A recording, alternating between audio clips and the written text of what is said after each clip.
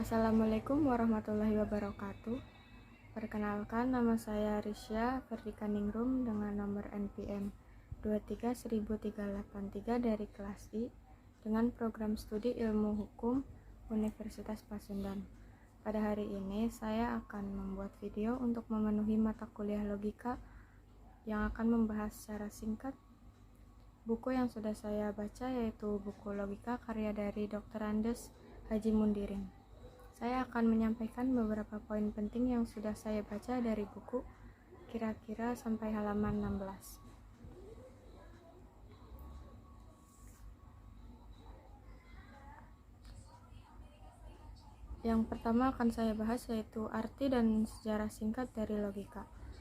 Logika sendiri berasal dari bahasa Latin dari kata logos yang berarti perkataan atau sabda. Istilah lain yang digunakan sebagai gantinya adalah mantik, yaitu bahasa Arab yang diambil dari kata natako yang berarti berkata atau berucap.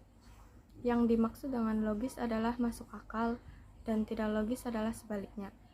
Kata logika dipergunakan pertama kali oleh Zeno dari Citium dan lahir sebagai ilmu atas jasa Aristoteles, Theophrastus, dan kaum Stoa.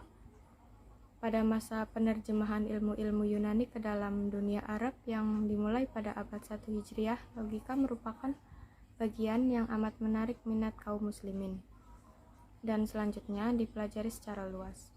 Ibnu Sholih dan Imam Nawawi menghukumi haram mempelajari mantik secara mendalam. Al-Ghazali menganjurkan dan menganggap baik, sedangkan menurut jumhur ulama membolehkan bagi orang-orang yang cukup akalnya dan kokoh imannya.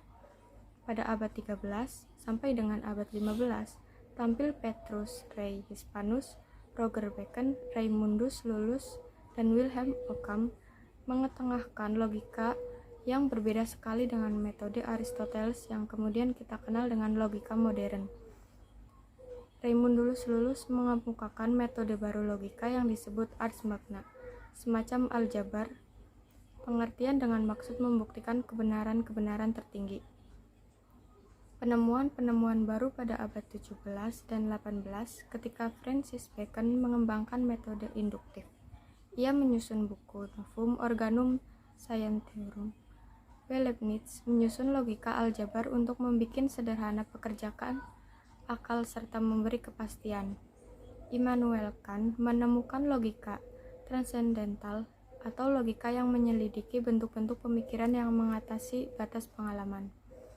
Yang kedua adalah arti ilmu. Dalam bahasa Indonesia, ilmu seimbang artinya dengan sains dan dibedakan pemakaiannya secara jelas dengan kata pengetahuan. Pengetahuan mempunyai pengertian yang berbeda secara mendasar. Pengetahuan atau knowledge adalah hasil dari aktivitas mengetahui, yakni tersingkapnya suatu kenyataan ke dalam jiwa hingga tidak ada keraguan terhadapnya. Dalam pengetahuan modern, dikenal pembagian ilmu atas kelompok ilmu a posteriori dan kelompok ilmu a priori. Ilmu a posteriori adalah ilmu pengetahuan yang kita peroleh dari pengalaman indrawi seperti ilmu kimia, ilmu alam, ilmu hayat, ilmu kesehatan. Pendeknya, semua ilmu yang bersumber pada pengalaman dan eksperimen. Ilmu a priori adalah ilmu-ilmu yang tidak kita peroleh dari pengalaman dan percobaan, tetapi bersumber pada akal itu sendiri. Kebenaran ilmu ini tidak dapat ditemukan dan dikembalikan kepada data empiris sebagaimana ilmu-ilmu a posteriori, melainkan kepada akal. Semua ilmu yang tidak tergantung kepada pengalaman dan eksperimen termasuk dalam kelompok ini, begitu juga logika. Yang ketiga ada arti benar. Benar pada dasarnya adalah penyesuaian antara pikiran dan kenyataan. Ukuran kebenaran adalah adanya persesuaian atau tidak adanya pertentangan dalam dirinya. Pertentangan dalam pemikiran tidak saja terdapat dalam pernyataan yang pendek seperti terlihat dengan adanya dua kata yang bertentangan atau dalam pengambilan kesimpulan yang keliru, tetapi juga dalam uraian yang panjang. Pertentangan dalam pemikiran juga terdapat dalam pernyataan yang tidak dapat ditangkap pengertiannya. Selanjutnya ada asas-asas pemikiran. Dalam aktivitas berpikir, kita tidak boleh melalaikan patokan pokok yang oleh logika disebut asas berpikir, karena ia adalah dasar daripada pengetahuan dan ilmu. Asas pemikiran ini dapat dibedakan menjadi yang pertama ada asas identitas. Ia adalah dasar dari semua pemikiran dan bahkan asas pemikiran yang lain. Kita tidak dapat berpikir tanpa asas ini. Prinsip ini mengatakan bahwa sesuatu itu dia sendiri, bukan lainnya. Jika kita mengakui bahwa sesuatu itu adalah Z, maka ia adalah Z dan bukan A, B, atau C. Yang kedua ada asas kontradiksi. Prinsip ini mengatakan bahwa pengingkaran sesuatu tidak mungkin sama dengan pengakuannya. Jika kita mengakui bahwa sesuatu itu bukan A, maka tidak mungkin pada saat itu ia adalah A. Dengan kata lain, dua kenyataan yang kontradiktoris tidak mungkin bersama-sama secara simultan. Yang ketiga ada asas penolakan kemungkinan ketiga. Asas ini mengatakan bahwa antara pengakuan dan pengingkaran kebenarannya terletak pada salah satunya. Pengakuan dan pengingkaran merupakan pertentangan mutlak. Karena itu, di samping tidak mungkin benar keduanya, juga tidak mungkin salah keduanya.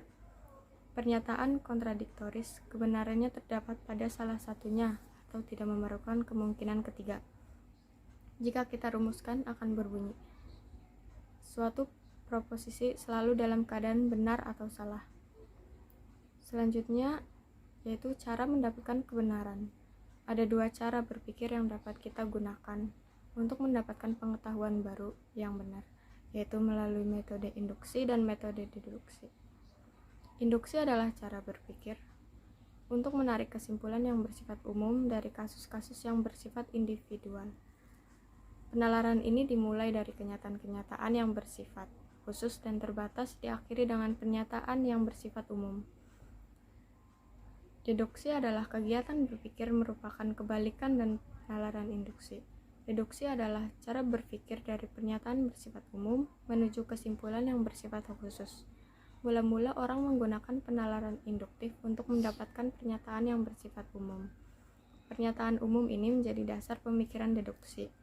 Dengan deduksi, kita dapat mengetahui pengetahuan baru yang dicakup oleh pernyataan induktifnya. Pengetahuan yang benar dapat menggunakan dua metode ini secara cermat dan kritis.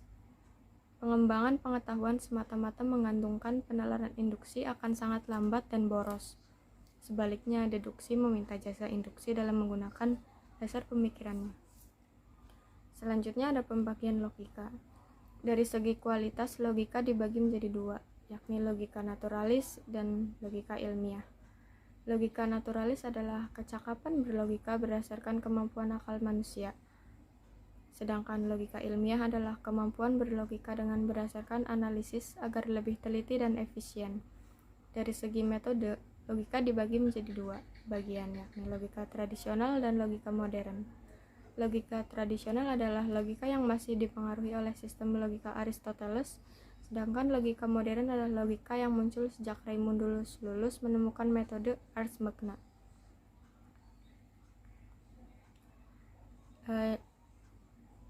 Di pembahasan kali ini saya akan menyampaikan manfaat dari logika ya.